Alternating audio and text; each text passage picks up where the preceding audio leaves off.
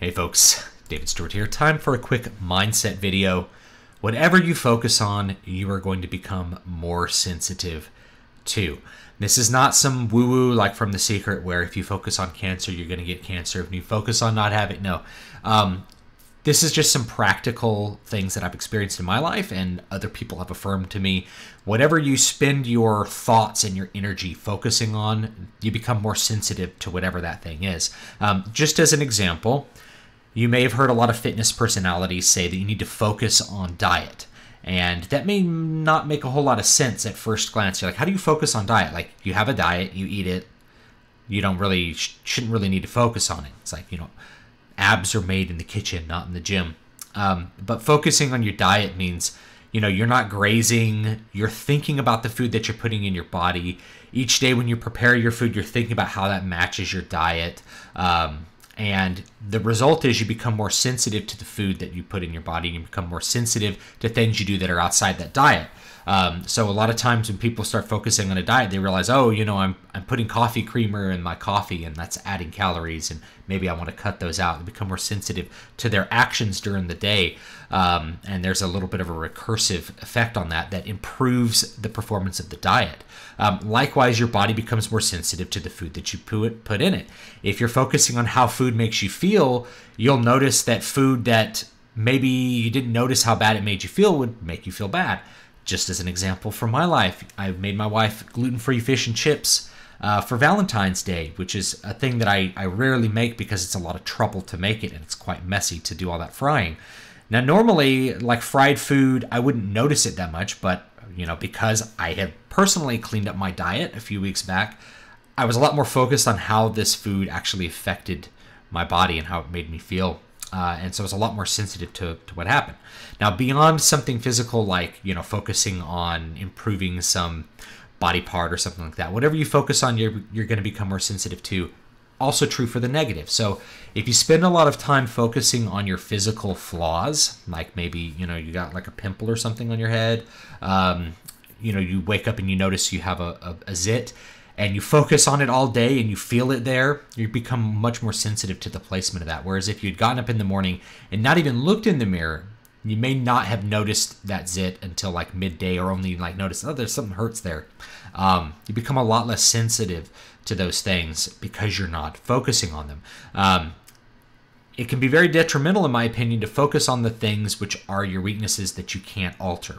So if you don't like the shape of your nose, or you feel like your nose looks too big, obviously that's something that you can't change without surgery, and you probably don't want to deal with changing your nose through surgery.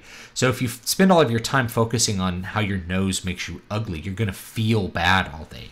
You're going to feel ugly because that self-talk is going through you all the time. Likewise, if you focus on your strengths, you focus on the positives, you focus on, hey, I'm going to be doing these things productively, then you'll find that your mind is constantly occupied with them, and you become more sensitive to your abilities to do them and how much improvement you may be making.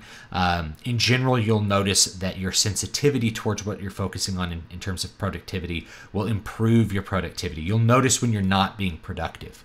You'll notice when you are tabbing out to like check Twitter instead of writing a book, or you are pulling out your phone instead of spending time with whatever, your guitar or something like that. You become more sensitive to the flaws in your productive workflow, and therefore able to better correct them.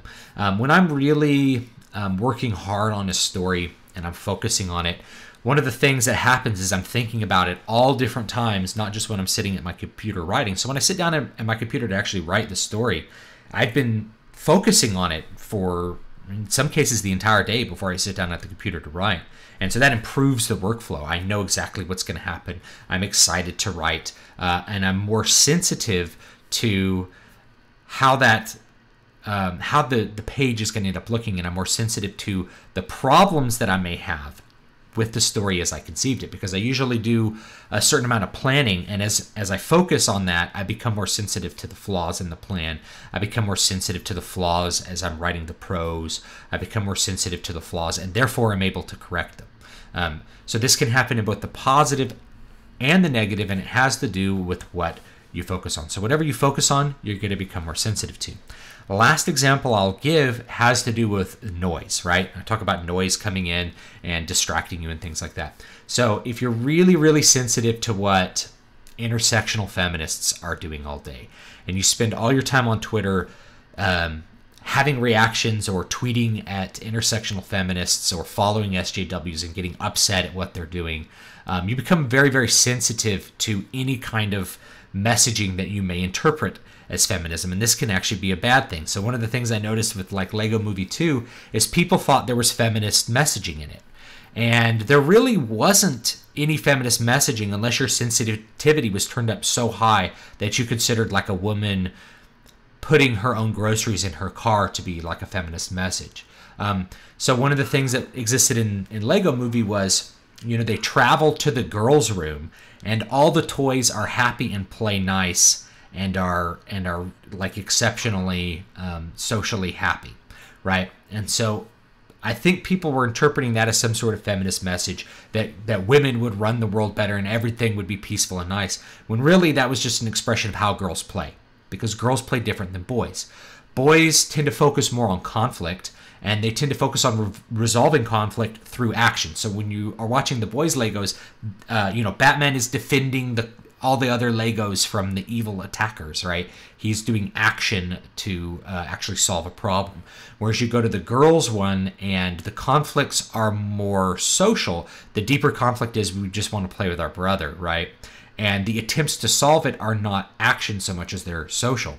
And most of the play tends to either not be focused on conflict or is focused on social solutions to the conflict. So the conflict between, say, Superman and Green Lantern, it's like they're friends. It's because they worked out how to be friends with each other.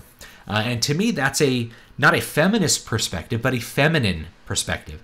And that's not that either one is right or wrong. Men tend to be focused on working externally to solve problems because that's just kind of part of our nature, and women tend to focus more on the pro-social aspects of solving problems, and neither of those things is bad. And so if you have the girls playing the way girls play, which that's how girls play, if you've ever spent time with little girls playing with their toys, they don't play the same way as boys. They don't set up all the knights and then have them blow each other to bits. They set up the knights and have the knights just exist set up in a perfect harmony, or they play with them in a different way, like they talk to each other and decide what they're going to have for lunch, or they work out some conflict with each other by talking. There's just different pretend play with girls, and it's not, you know, this is a normative thing, not like everything is this way, but it's just something I noticed. So a little bit of mindset stuff for you today. Whatever you focus on, you're going to become highly sensitive to. So the more focus you have, the more sensitive you'll be to it. And this can be either have a positive effect, or it can have a detrimental effect, or it can make you too sensitive to things that probably aren't as big a deal as you think they are. So anyway, have a great day, and I'll see you guys next time.